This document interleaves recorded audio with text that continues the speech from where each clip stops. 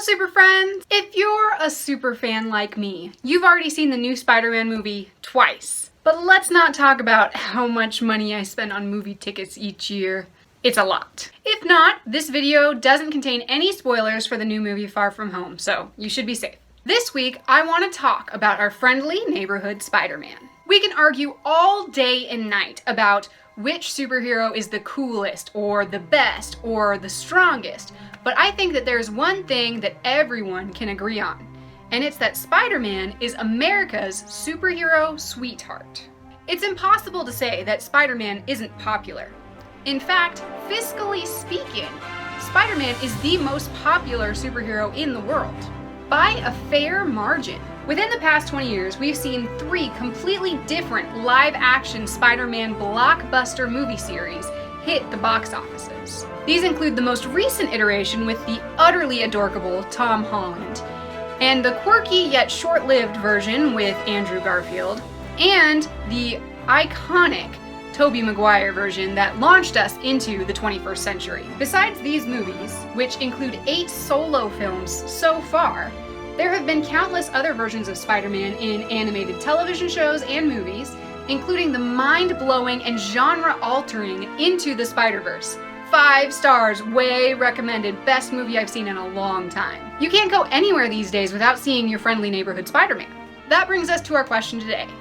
Why is America so in love with Spider-Man? The best way to do this is to compare Spidey to the other most popular superheroes in our modern-day pantheon, starting with, and you probably guessed it, Superman. Superman has been around for a long time and has been the template around which the entire concept of superheroes has been developed. Although he's not the oldest superhero, he was certainly the one who solidified the genre into what it is today. Even the word superhero comes from his alter ego. The red cape, super strength, and secret identity that define him have been ripped off so many times it's not even funny anymore. Seriously.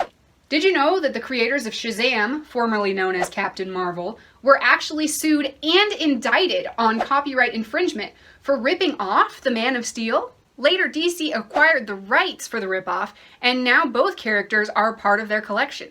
It's a really wild true story, you should totally look it up.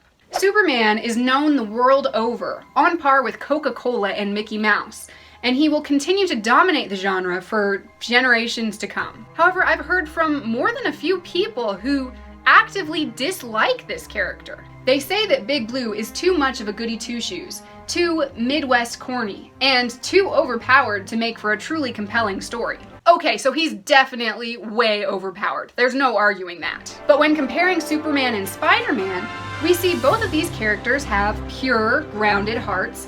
Both have surrogate parents and the suffering that goes along with it.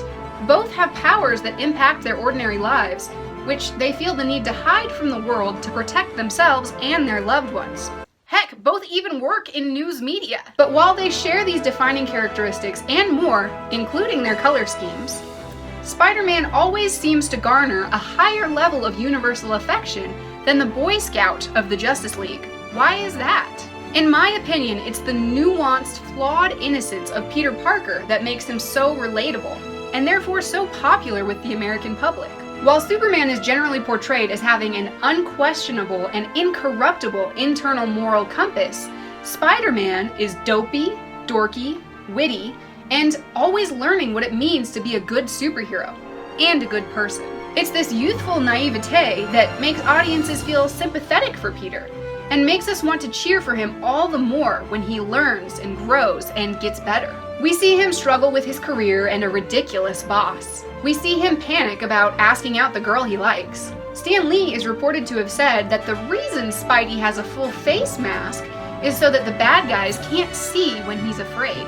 One of the great things that I love about the latest Spider-Man series is that it takes us back to Peter's roots as a dorky high school student with a pure heart and the motivation to figure out how to live up to his potential. You just don't often see that kind of complexity from the stoic Kansas farm boy. In short, it's Peter's capacity for character development that turns him into a story that we want to follow. Plus, it's usually a much more family-friendly story than the other most popular superhero, the broody and brutal vigilante Batman. So from a marketing standpoint, that really helps to build the fan base into a variety of different demographics. In fact, in the modern era, it's always been Superman, Batman, and Spider-Man in the top 3 most popular slots. I heard an interesting argument once that Superman is how America sees itself.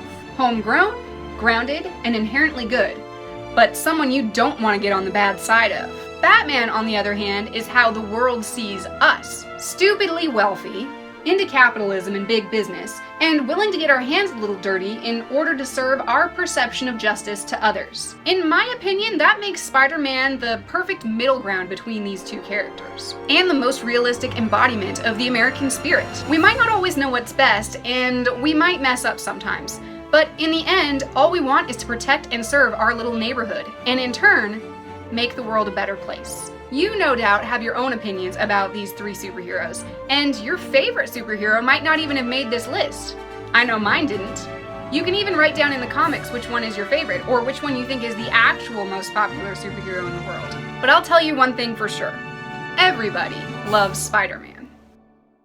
Ranger Blanky is a kitty cat. Can you look at the camera? Yeah! Hey everybody, thanks for joining us this week. If you like what you've heard and want to see some more videos, be sure to click around. Don't forget to like and subscribe our channel here on YouTube. And if you want to see even more exclusive content, check out our Patreon page and see if you can get some free swag. We are still working hard on the next book in the Fearless 9 series, Brighter, which is coming out later this summer. So make sure you keep an eye out for more information on that. We'll see you next week, super friends. Say bye, Ranger Blanky!